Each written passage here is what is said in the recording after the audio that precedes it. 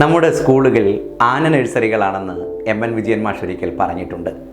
സൗന്ദര്യ മത്സരത്തിൽ വിജയിക്കുന്ന ആനകളെ തിടമ്പെഴുന്നള്ളിക്കാനും പരാജയപ്പെടുന്നവരെ കാട്ടിൽ പോയി തടിപിടിക്കാനും പറഞ്ഞയക്കുന്ന ആന നഴ്സറികളാണ് നമ്മുടെ സ്കൂളുകളെന്ന്. എൻട്രൻസ് കോച്ചിങ് സെൻ്ററുകളും പലപ്പോഴും ഇങ്ങനെയാണെന്നാണ് എൻ്റെ തോന്നൽ. കുട്ടികളെ ഗംഭീരരെന്നും ശരാശരിക്കാരെന്നും തരംതിരിച്ച് പഠിപ്പിക്കുന്ന ക്ലാസ് മുറികളാണ് പലപ്പോഴും അവർ വിഭാവനം ചെയ്യുന്നതായി കണ്ടിട്ടുള്ളത്. ഗംഭീരരായ കുട്ടികൾക്ക് അവിടെയെല്ലാം നല്ലതാണ്. നല്ല ടീച്ചേഴ്സ്, നല്ല ക്ലാസ് മുറി, നല്ല ക്ലാസ് ടീച്ചേഴ്സ്, നല്ല കരുതൽ, നല്ല സ്നേഹം, നല്ല ഹോസ്റ്റൽസ്. അല്ലാത്തവർക്ക് ഒന്നുമില്ല. പുതിയ അധ്യാപകരെ പരീക്ഷിക്കാൻ വരെ ചില പ്രത്യേക ക്ലാസ് മുറികളുള്ള എൻട്രൻസ് കോച്ചിങ് സെൻ്ററുകളുണ്ട്. 10-15,000 കുട്ടികൾ പഠിക്കുന്ന ഇന്ത്യയിലെ പേരുകേട്ട എൻട്രൻസ് കോച്ചിങ് സെൻ്ററുകളിൽ റിപ്പീറ്റ് ചെയ്ത കുട്ടികളോട് ചോദിച്ചാൽ അറിയാം വിവേചനത്തിൻ്റെ സങ്കടം. അവരുടെ സങ്കടം കേൾക്കുമ്പോഴെല്ലാം ഞാൻ ആലോചിക്കും, സത്യത്തിൽ ആരാണ് ഈ ഗംഭീരനായ കുട്ടി? നല്ല ക്ലാസ് മുറിയിലിരുന്ന് പഠിക്കാൻ സാധിച്ചയാൾ, നല്ല അധ്യാപകരെ കുട്ടിക്കാലം മുതലേ കൂട്ടിന് കിട്ടിയ ആൾ, സബ്ജക്റ്റ് ബേസ് ഉണ്ടാക്കിക്കൊടുക്കാൻ ആത്മാർത്ഥമായി പരിശ്രമിച്ച അധ്യാപകരെ ക്ലാസ് റൂമിൽ കിട്ടിയ ആൾ, നല്ല പുസ്തകങ്ങൾ വായിക്കാൻ ശേഷിയുണ്ടായിരുന്നയാൾ.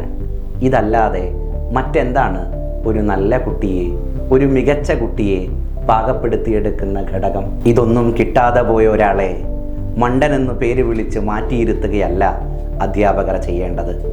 അയാളുടെ ജീവിത സാഹചര്യങ്ങളെ, അയാൾക്ക് കിട്ടാതെ പോയ സൗഭാഗ്യങ്ങളെ നോക്കി കൊഞ്ഞനം കുത്തുകയല്ല അധ്യാപകർ ചെയ്യേണ്ടത്. നമ്മൾ അവരെക്കാൾ ജീവിതം കണ്ടവരാണ്. അവരെ ചേർത്ത് പിടിക്കുമ്പോഴാണ് നാം അധ്യാപകരാവുന്നത്.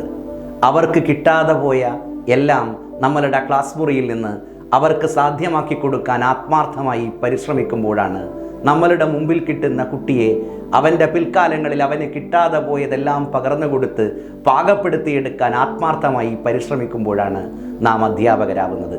ആ ക്ലാസ് മുറിയാണ് ലോകത്തിന് മാതൃകയായി നമുക്ക് മുന്നോട്ട് വെക്കാൻ കഴിയേണ്ടത്. 2021 എൻട്രൻസ് എക്സാമിൽ തന്നാൽ കഴിയും വിധം പെർഫോം ചെയ്യാൻ കഴിയാതെ പോയതുകൊണ്ട് ഒരു വട്ടം കൂടെ റിപ്പീറ്റ് ചെയ്യാൻ വന്ന കുട്ടികളുടെ സങ്കടം ഈ ദിവസങ്ങളിൽ ഞാനിരുന്ന് കേൾക്കുകയായിരുന്നു. ഡോക്ടറാവാൻ കഴിയാതെ പോയതിനേക്കാൾ വലിയ സങ്കടമാണ് അവരോട് കാണിച്ച വിവേചനത്തിൻ്റെ സങ്കടമായി അവരിൽ അവശേഷിക്കുന്നത്. ഞങ്ങളും അവരും ഒരേ ഫീസാണ് സാർ അടച്ചത്, പക്ഷേ ഞങ്ങളുടെ ക്ലാസ് മുറിയിൽ ഒന്നും ഉണ്ടായിരുന്നില്ല സാർ. നല്ല ടീച്ചേഴ്സ് ആരും ഞങ്ങളുടെ ക്ലാസ് മുറിയിൽ വന്നിരുന്നില്ല സാർ. ഞങ്ങളുടെ റിസൾട്ടിനെ കുറിച്ച് ആർക്കും ആശങ്കയുണ്ടായിരുന്നില്ല സാർ.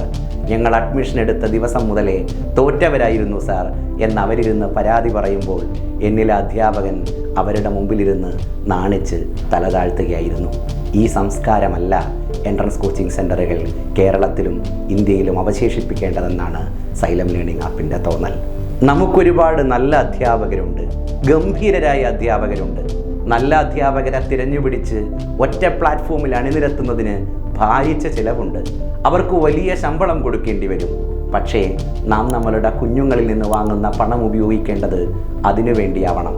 അവർക്ക് ക്വാളിറ്റി എഡ്യൂക്കേഷൻ കൊടുക്കാൻ വേണ്ടിയാവണം. കണ്ണിൽ പൊടിയിടാൻ ചില മുഖങ്ങളെ മാത്രം കാണിച്ച് കുഞ്ഞുങ്ങളെ തരംതിരിച്ച് ആ മുഖങ്ങളെ ചില ക്ലാസ് റൂമിൽ മാത്രം പ്രദർശിപ്പിച്ച് ബാക്കി ക്ലാസ് റൂമിലേക്ക് ആരെയെങ്കിലുമൊക്കെ പറഞ്ഞയച്ച് സ്വന്തം കീശ വീർപ്പിക്കുന്ന വിദ്യാഭ്യാസ കച്ചവടമാവരുത് എൻട്രൻസ് കോച്ചിങ് സെൻ്ററുകൾ അവശേഷിപ്പിക്കുന്ന സംസ്കാരം.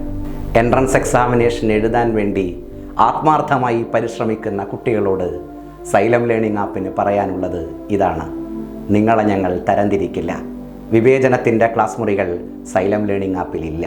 നിങ്ങളിപ്പോൾ നിൽക്കുന്നത് എവിടെയുമാവട്ടെ, അവിടെ നിന്ന് നിങ്ങളുടെ സ്വപ്നത്തിലേക്ക് നിങ്ങളെ ഉയർത്തിക്കൊണ്ടുവരാൻ ഞങ്ങളുടെ അവസാനത്തെ അധ്യാപകരും പരിശ്രമിക്കും, ആത്മാർത്ഥമായി പരിശ്രമിക്കും. ചിലരുടെ മാത്രം കയ്യടികളിൽ രേഖപ്പെടുത്തപ്പെടേണ്ടതല്ല ഞങ്ങളുടെ ചരിത്രമെന്ന് ഞങ്ങൾ ഉറച്ചു വിശ്വസിക്കുന്നുണ്ട്. ഞങ്ങളെ രണ്ടാം തരക്കാരായി കണ്ടു എന്ന സങ്കടവും മനസ്സിൽ സൂക്ഷിച്ച് ഒരാളും ഇവിടെ നിന്ന് പോവേണ്ടി വരില്ല. ഞങ്ങളുടെ അവസാനത്തെ കുട്ടിയെയും ഞങ്ങളോട് ചേർത്ത് പിടിക്കും. അവർക്കിതുവരെ കിട്ടാതെ പോയതെല്ലാം, അത് കരുതലാവട്ടെ, ക്വാളിറ്റി എഡ്യൂക്കേഷൻ ആവട്ടെ, ഗൈഡൻസ് ആവട്ടെ, അവർക്കിതുവരെ കിട്ടാതെ പോയതെല്ലാം ഞങ്ങളുടെ ക്ലാസ് മുറിയിൽ നിന്ന് ഞങ്ങൾ ലഭ്യമാക്കി കൊടുക്കും. നമുക്കൊരുമിച്ച് പഠിക്കാം. All the best.